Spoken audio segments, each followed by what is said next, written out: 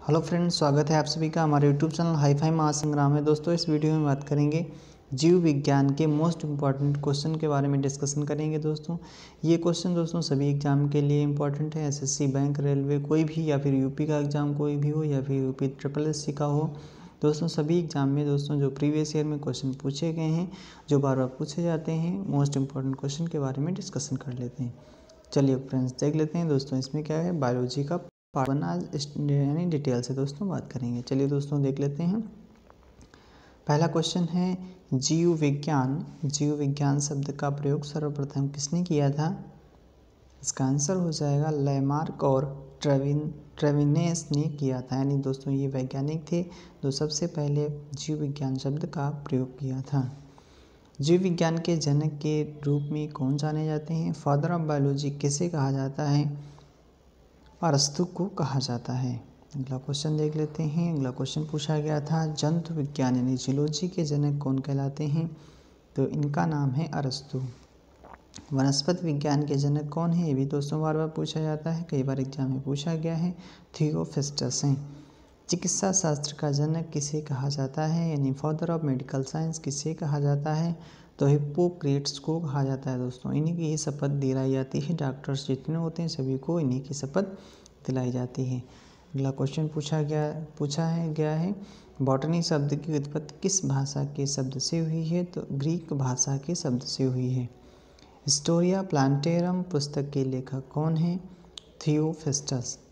Historia एनिमलियम पुस्तक के लेखक कौन है?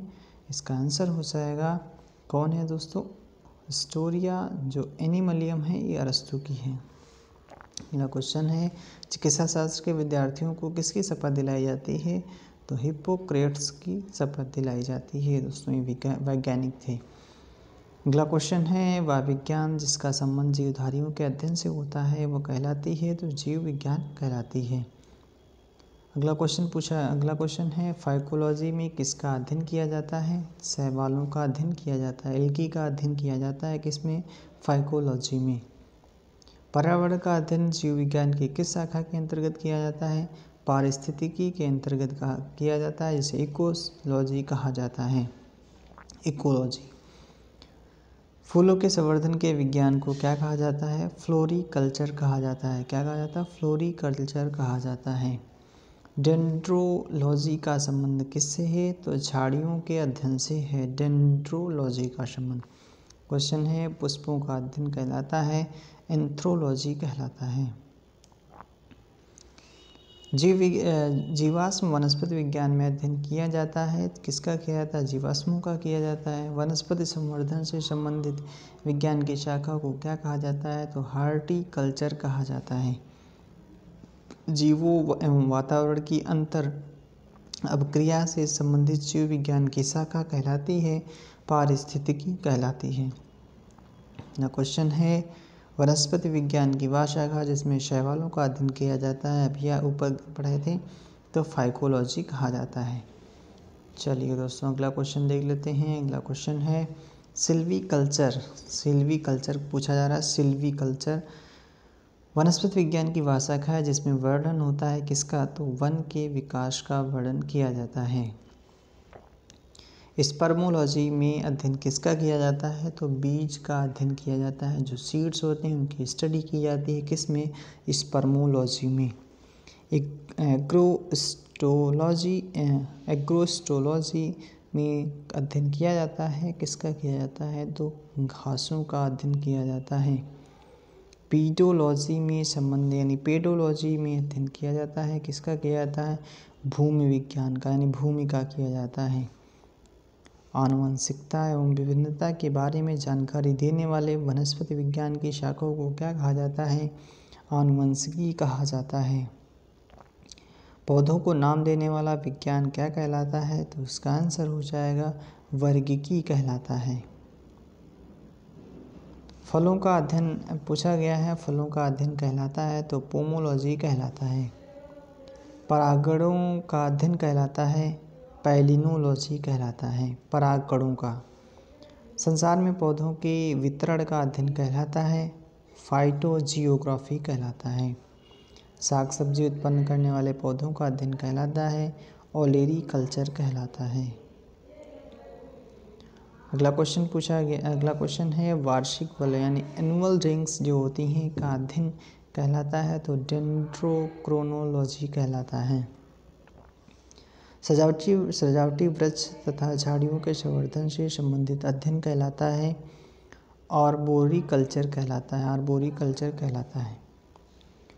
पौधों की आंतरिक संरचना का अध्ययन कहलाता है शारीरिकी कहलाता है। अगला क्वेश्चन है माइकोलॉजी में किसका अध्ययन किया जाता है, कवकों का किया जाता है माइकोलॉजी। और फाइकोलॉजी में किसका किया जाता है, फाइकोलॉजी में शैवालों का किया जाता है। एग्रो फॉरेस्ट्री है इसका, तो ये कृषि के साथ साथ उसी भूमि पर काष्ठीय 12मासी वृक्ष लगाना ही एग्रो फॉरेस्ट्री कहलाता है। एक्सोबायोलॉजी में किसका अध्ययन किया जाता है, बाह्य ग्रहों एवं अंतरिक्ष में जीवन का अध्ययन किया जाता है एक्सोबायोलॉजी। जीव द्रव्य के पृथक्करण एवं संयोजन से संबंधित वनस्पति विज्ञान की शाखा कहलाती है टिश्यू कल्चर कहलाती है। चलिए दोस्तों अगला क्वेश्चन देख लेते हैं। अगला क्वेश्चन है कि वर्गीकी का पितामह कहा जाता है, किसे कहा जाता है, तो कार्लस लिनियस को कहा जाता है।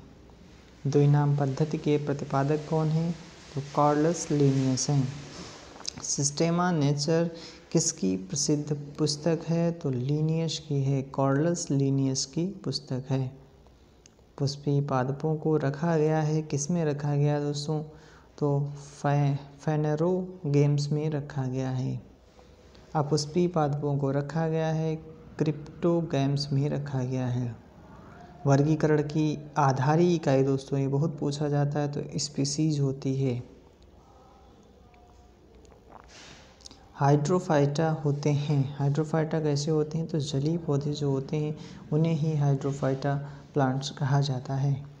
द्विनाम पद्धति का अभिप्राय है पौधों के नामों को दो शब्दों में लिखना जो बताते हैं उनके वंश एवं जाति को बताते हैं। अगला क्वेश्चन है जिन पौधों पर बीज बनते हैं किंतु पुष्प नहीं लगते हैं क्या कहलाते हैं, तो ब्रायोफाइट्स कहलाते हैं।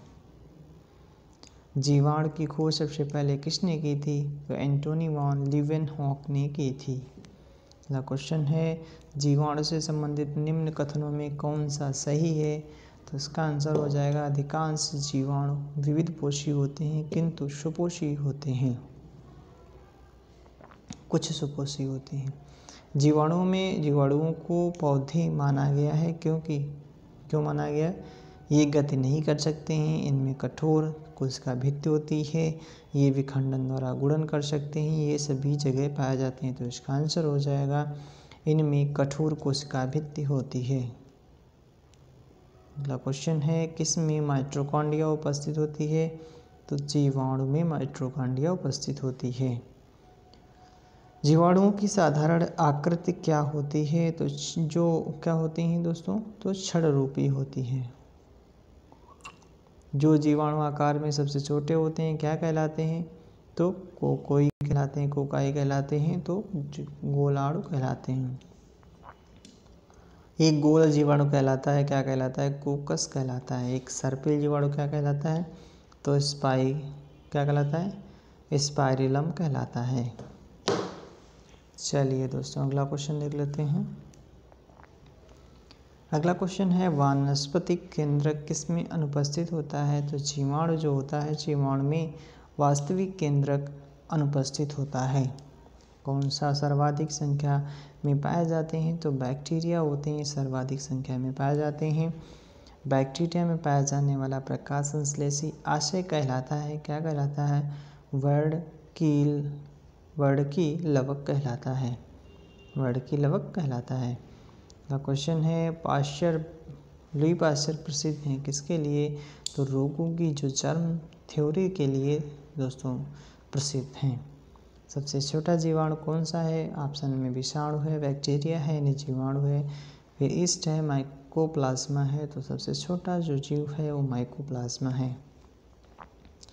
अगला क्वेश्चन पूछा गया है जो जीवाणु सीधे वायुमंडलीय नाइट्रोजन को नाइट्रोजन के अयौगिकों में बदलते हैं उन्हें क्या कहा जाता है, कहलाते हैं तो नाइट्रोजन स्थिरीकारी जीवाणु कहलाते हैं।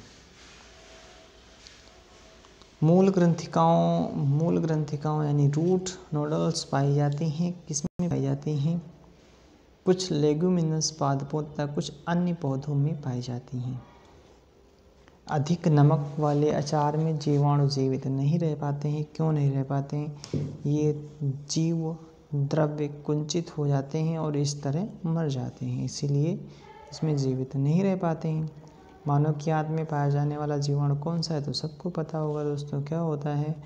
एस्केरिसिया कोलाई। तपेदिक यानी टीबी उत्पन्न करने वाला बैक्टीरिया कौन सा है? तो माइकोबैक्टीरियम। भोजन की विषाक्तता उत्पन्न होती है क्लास्ट्रीडियम बाइटुलिनम। क्या है दोस्तों?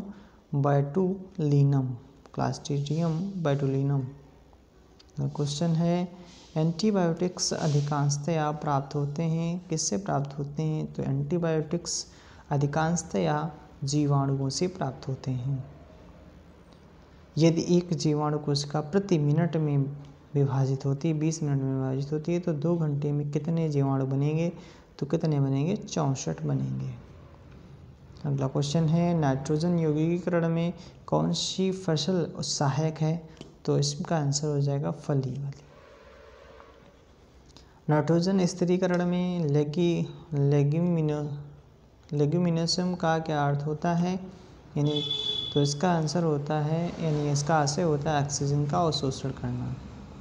कौन सा रोग बैक्टीरिया से होता है? जो टीबी यानी तपेदिक जो होता है वो बैक्टीरिया से होता है। चलिए दोस्तों आगे देख लेते हैं और इम्पोर्टेंट क्वेश्चन जो हैं उनको भी देख लेते हैं। अगला क्वेश्चन है, क्वेश्चन पूछा गया है निम्न में से यानी किसके द्वारा दूध खट्टा होता है? तो बैक्टीरिया जो होता है उसके द्वारा खट्टा होता है।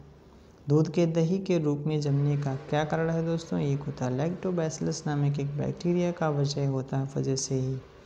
दलहनी फसलों में कौन सा जीवाणु नाइट्रोजन स्थिरीकरण करता है? तो राइजोबियम नामक जो जीवाणु होता है वो नाइट्रोजन स्थिरीकरण करता है। सर्वप्रथम वायरस की खोज किसने की थी? तो इवानोव्स्की ने की थी। विषाणु माने जाते हैं, इसका आंसर हो जाएगा सजीव और निर्जीव के बीच की एक ट्रांजिशनल यानी बीच की कड़ी ट्रांजिशनल ग्रुप कहा जाता है, माने जाते हैं। क्वेश्चन पूछा गया है इनमें से कौन सा एंजाइम्स नहीं है? तो शैवाल किसमें एंजाइम्स नहीं होते हैं? तो शैवाल, विषाणु, लाइकेन, जीवाणु, तो इसमें हो जाएगा आंसर विषाणु में नहीं एंजाइम्स होते हैं। टीएमवी शब्द किससे संबंधित है? तो विषाणुओं से संबंधित है। अगला क्वेश्चन है हाइड्रोफोबिया रोग उत्पन्न होता है किससे होता है? तो विषाणु से होता है। कुत्ते के काटने से जिस विषाणु के द्वारा घात रोग उत्पन्न होता है वो हाइड्रोफोबिया नामक रोग होता है।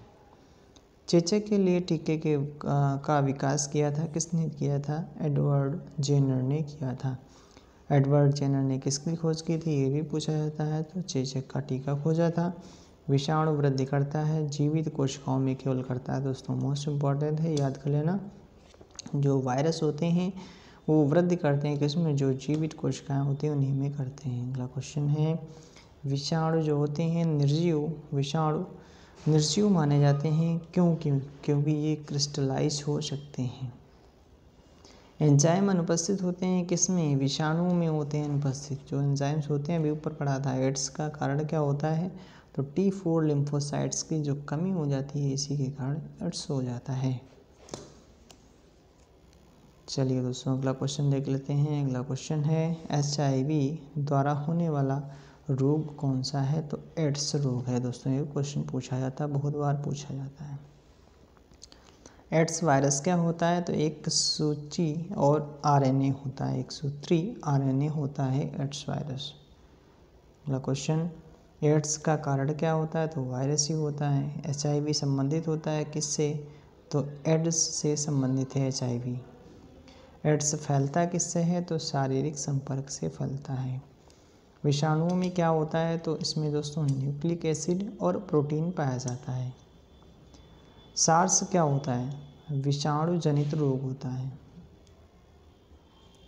खसरा निम्नलिखित में से संक्रमण के कारण होता है, तो किसके संक्रमण के कारण होता है? तो विषाणु के संक्रमण के कारण होता है। निम्नलिखित में से कौन सा रोग विषाणु के कारण होता है? तो चेचक जो रोग होता है वो विषाणु के कारण होता है। जंतुओं में होने वाली फूट एंड माउथ रोग किसके कारण उत्पन्न होता है? तो ये फूट एंड माउथ रोग जो होता है विषाणु के कारण होता है। आलू में मोज़ेक रोग का कारण क्या होता है? तो इसका कारण होता है विषाणु। वनस्पति विज्ञान की वह शाखा जो शैवालों के अध्ययन से संबंधित है, तो इसका आंसर हो जाएगा फाइकोलॉजी। फाइकोलॉजी शैवालों का अध्ययन किया जाता है। इसमें शैवालों की कोशिका वृत्ति किसकी बनी होती है? तो सेलुलोज की बनी होती है दोस्तों, सेलुलोज की बनी होती है। हाइड्रा की स्रावी कोशिकाओं में कौन सा सहजीवी शैवाल मिलता है? तो क्लोरेला नामक सहजीवी शैवाल मिलता है। सार्गसो समुद्र का नाम पड़ा किसके नाम पे? तो जो शैवालों के कारण इसका नाम पड़ा। अगला क्वेश्चन है गड़ रोग से बचा जा सकता है। कुछ समुद्री खतरनाक खाने से इसका इलाज होता है, क्योंकि इसमें प्रचुर मात्रा में क्या पाया जाता है? यानी गला घोंट इसको बोला जाता है। ठीक, तो इसमें आयोडीन की मात्रा से इसे बचा जा सकता है। आयोडीन अगर सेवन करते हैं तो बचा जा सकता है। किस शैवाल से आयोडीन प्राप्त होती है? तो लैमिनेरिया नामक शैवाल से आयोडीन प्राप्त होती है। केल्प प्राप्त होता है किससे? तो समुद्री शैवालों से प्राप्त होता है। और कौन सुपोषी होता है? तो शैवाल जो होते हैं सुपोषी होते हैं। चलिए दोस्तों आगे देख लेते हैं। अगला क्वेश्चन क्या है? अगला क्वेश्चन पूछा गया, अंतरिक्ष कार्यक्रमों में ऑक्सीजन की आपूर्ति को नियंत्रित करने के लिए प्रयुक्त किए जाने वाले एक कोशिकीय शैवाल का नाम है। ये दोस्तों बहुत इंपॉर्टेंट है, याद कर लेना। जो क्लोरेला होता है इसका यूज़ किया जाता है कहाँ पे? अंतरिक्ष में। अंतरिक्ष कार्यों में ऑक्सीजन की आपूर्ति को नियंत्रित करने के लिए किया जाता है। लाल सागर का लाल रंग किसकी उपस्थिति के कारण होता है? शैवाल के कारण होता है। एगार जिसे बोला जाता है किससे प्राप्त होता है? तो शैवाल से प्राप्त होता है। वनस्पति विज्ञान की वह शाखा जिसके अंतर्गत कवकों का अध्ययन किया जाता है, तो माइकोलॉजी कहा जाता है। तो भी पीछे पड़े थे। कवकों की कोशिका वृत्ति किसकी बनी होती है? काइटिन की बनी होती है। काइटिन एवं हेमीसेलुलोज की बनी होती है। क्वेश्चन है, कवकों द्वारा रिजर्व भोज्य पदार्थ किस रूप में संचित होते हैं? तो ग्लाइकोजन के रूप में होते हैं। सभी कवक सदैव होते हैं। कैसे होते हैं? तो विविध पोषी होते हैं दोस्तों। कैसे होते हैं? विविध पोषी होते हैं। अगला क्वेश्चन है, माइकोराइजा सहजीवी संबंध होता है किससे? तो कवकों तथा उच्च पौधों की जड़ों के बीच संबंध होता है। वृक्षों की छालों पर उगने वाले कवक कहलाते हैं तो कार्टिकोलस कहलाते हैं। गोबर पर उगने वाले कवक क्या कहलाते हैं? तो ये हो जाता है कोप्रोफिलस कहलाते हैं। किसमें क्लोरोफिल नहीं होता है? तो इस कवक जो होता है इसमें नहीं पाया जाता है। आलू का रेड ब्लाइट उत्पन्न होता है तो फाइटोप्थोरा इन्फेस्टस द्वारा उत्पन्न होता है। तो क्वेश्चन है, डबल रोटी के निर्माण में काम आने वाला कवक कौन सा है दोस्तों? तो इसका आंसर हो जाएगा सैक्रोमाइसीस सेरेविसी। पेनिसिलियम क्या है दोस्तों? ये कवक है। क्या है? कवक। ये भी पूछा जाता है। इसकी खोज किसने की थी पेनिसिलियम की? तो इसकी खोज की थी ये फ्लेमिंग ने की थी, अलेक्जेंडर फ्लेमिंग ने। अर्गोस्ट प्राप्त होता है किससे? तो क्लैवीसेप्स से प्राप्त होता है। अगला क्वेश्चन है, औद्योगिक स्तर पर पेनिसिलिन प्राप्त की जाती है किससे? तो पेनिसिलियम क्रायोजेनेसम से प्राप्त होती है। चलिए दोस्तों आज के लिए इतना ही। हमारा सेशन कैसा लगा लाइक करें, शेयर करें। अगर आप हमारे चैनल पर पहली बार आए तो हमारे चैनल को सब्सक्राइब जरूर कर लें। रोजाना इसी तरह की वीडियो मिलते रहेंगे। चलिए दोस्तों आज के लिए इतना ही। Thank you, thanks for watching.